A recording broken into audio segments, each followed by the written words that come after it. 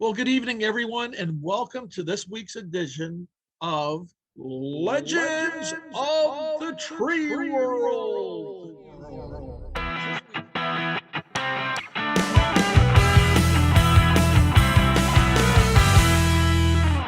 This week, we have the most excellent fortune of web porting to the tropical warmth of Orlando, Florida, where we'll speak with the manager of Orlando's Urban Forestry Department, Andy Kittsley. And I should mention, one of the most interesting and colorful arborists that I've ever met. Andy, welcome. Thank you. And I'm glad to be here, Professor Pricklethorn. Hey, it's great to connect. It's been a while. I haven't seen you around and, this COVID fog that's going on, but I understand that you are right into retirement mode now. Like it's happening, right? Yeah, I've got exactly 1 week to go, 5 days, one Monday. Wow, one Monday. Crazy.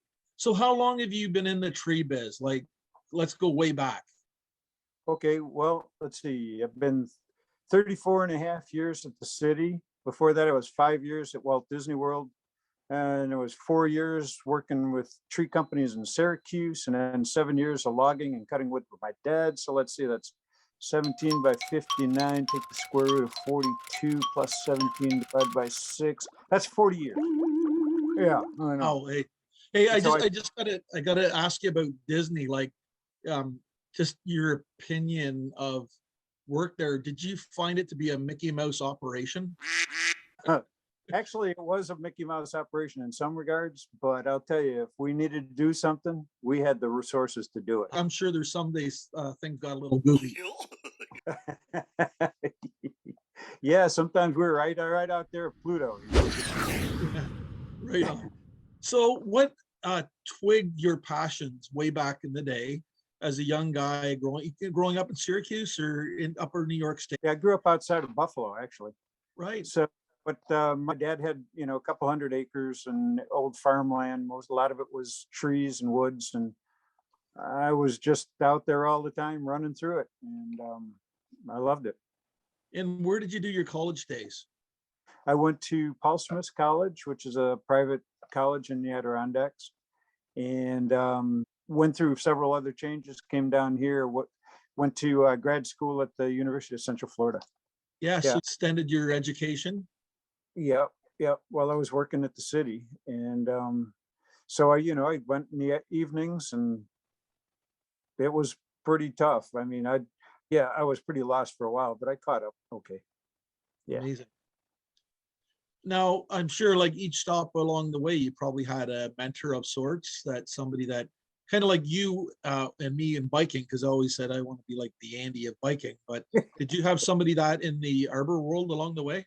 Oh yeah, sure. When I started climbing, when I got to Syracuse, is when I started climbing as an arborist.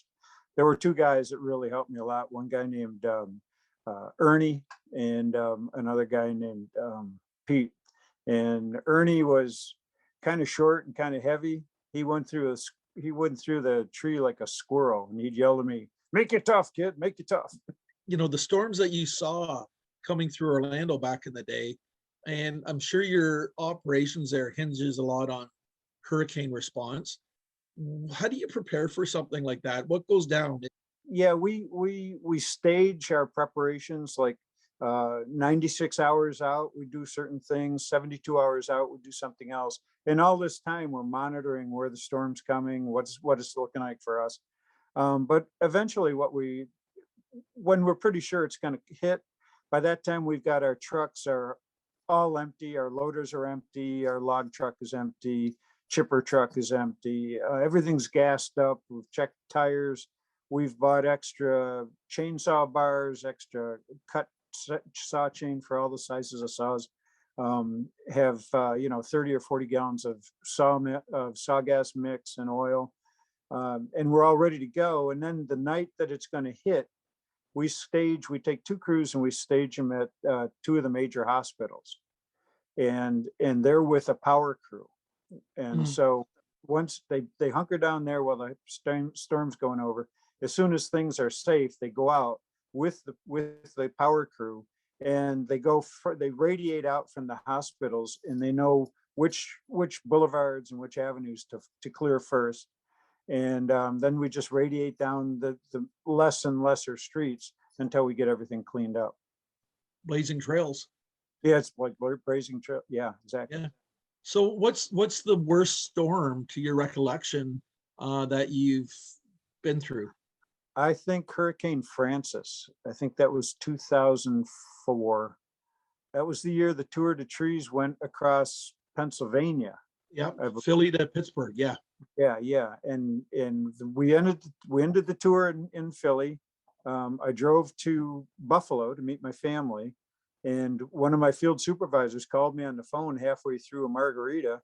And he said, "Hey," I said, "What's up?" And he said, "Well, he said, the hurricane's here. We're hunkered down. We got everything pre-staged. Good luck getting home." And you made it home. Yeah, I had to fly to Tampa and rent a car and drive in, but we got here. I got here 24 hours later. It was that was probably the worst one. We lost about probably 25,000 trees in the city. FEMA, or Federal Emergency Management Agency, has these huge contracts with these huge companies that come in, and they come in with 30 or 40 loaders, trucks, and they just start grabbing stuff up and taking it to wherever we tell them to take it. And so they help a lot. I mean, we couldn't do it, just my 4 or 5 crews, we couldn't do it. So Andy, I can't go through this interview without giving you props for your Tour de Tree years. You rode how many times? I'm thinking it's like 20 plus. Yeah, 22. And the last one was I couldn't come to Ohio, the Cleveland to Columbus, Ohio, and I made it to the last day because it was another hurricane, right? Exactly.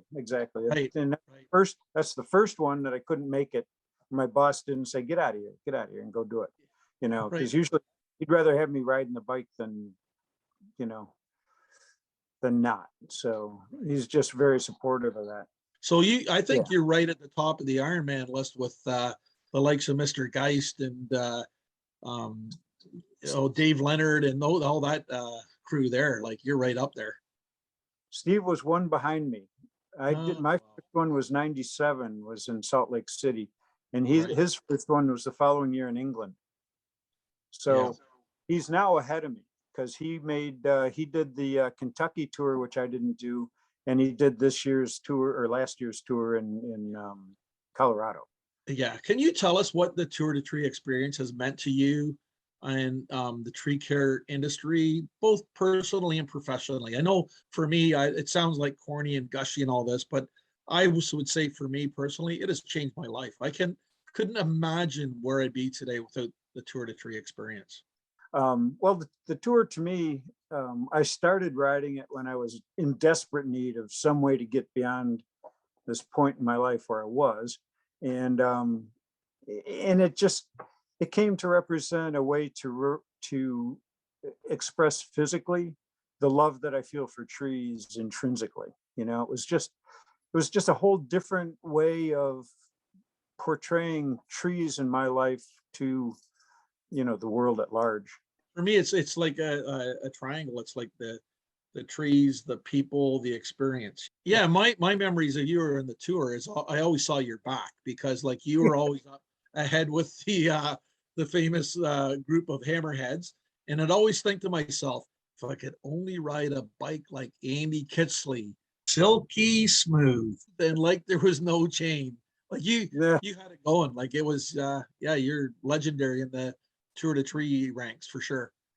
It was Skivington, Baker, and me, and a couple other guys. We were the hammerheads for a long time. Yeah. And then eventually some of these newer, younger guys started coming up, and I couldn't hang with them. I was too old, and so we were happy to kind of sit back in the second rank and let these new guys go. Yeah, it's kind of cool seeing that though. They just pick up. It's very good. What's cool about it to me is that there is a continuation. There are new people coming in and doing it. Absolutely. And I was just going to say that the other thing that I try and explain to people, because they're like, how was the race? How was your race? And I'm like, it's not a race, man. It's like we had riders that were 80, like Al Gillens, he like did 84 miles on his 84th birthday. And we have, there were some kids that were riding like, I don't know, 16, 17, 18 or whatever. and there's everybody in the middle, right? So Exactly. and everybody's equal. There's just no egos, and everybody's looking out for each other. It's a week of adult biking camp. Yeah, my kids used to call it my summer camp. You've had a really great long career, and you've been exposed to a lot in the tree world. What advice would you have for like a youngster coming up through college these days that's looking to get into the business? My advice to anybody who wants to make a career out of this: learn to climb trees. Learn to climb, learn the equipment, learn to swing around with a chainsaw, learn what it's like to, drop the top out of a tall pine and sway back and forth with the remainder of the stalk when the top kicks loose. Go out west, climb a redwood, swing around in the top of these trees 250 feet off the ground. Do some of this stuff so that you know what you're talking about and you can relate to the people that are doing the work for you. Even if your crews don't climb, my crews don't climb. If something has to be climbed right now, I do it. And so, but they're bucket jockeys, but they still have to know, what does wood feel like? What does a tree do when you take off a major piece of it and you're removing the tree? How does it react? What does it do? You have to know that. So many dynamics, right? It's just like, the physics and the science and everything. And it all is working together within milliseconds when you're up a tree. Pretty Right. fantastic. And I tell my guys, I said, you only need to know two things: wood and gravity. Right, exactly. Gravity sucks, right? Watch out for that. I got a couple of really quick rapid fire questions for you. Okay, you ready? I'm just going to hammer them. Okay. Palm trees or grass? Monocots, more like grass. What's your favorite tree to prune? Live oak. Your favorite tour de tree? What year and where was it?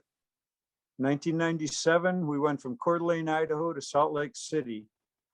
And it was 1,000 miles, and we did it basically in 6 days. Schrader or Presta? Schrader. No Presta. Regardless which one you pick. In Canada in the winter, when you try to blow them up, you always get like chapped lips and the salt is on the end of never mind. Still or Husqvarna? Oh, steel. Right on. Okay. Where would one place be in the world that you'd like to cycle? I'd love to do the Benelux, actually. Right. It's such a bike oriented culture there. Amazing. So what's your favorite kind of off the radar, under the radar chill spot in Florida? You're the Florida guy.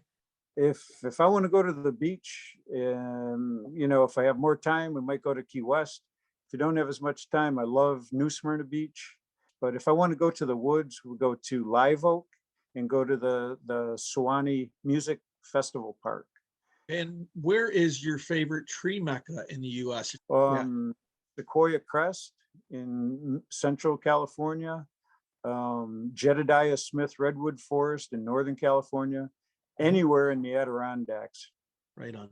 So Andy, I just want to truly from the bottom of my heart wish you a happy and healthy retirement. Like I can see you're going to have a blast, and with you, it's definitely not retirement. It's probably recalibration. I bet you got a bunch of stuff to pick up on. To put it in tree terms, retrenching. I'm going to retrench them all. Right on. Yeah. And I've always appreciated the special brand of energy and passion that you've always brought to whatever you do. And I just know you're going to keep on doing that. I certainly will. And I appreciate so much you're asking me to do this. I'm very honored. Great seeing you. Yeah, thank you. See you later. Peace out. Thanks so much.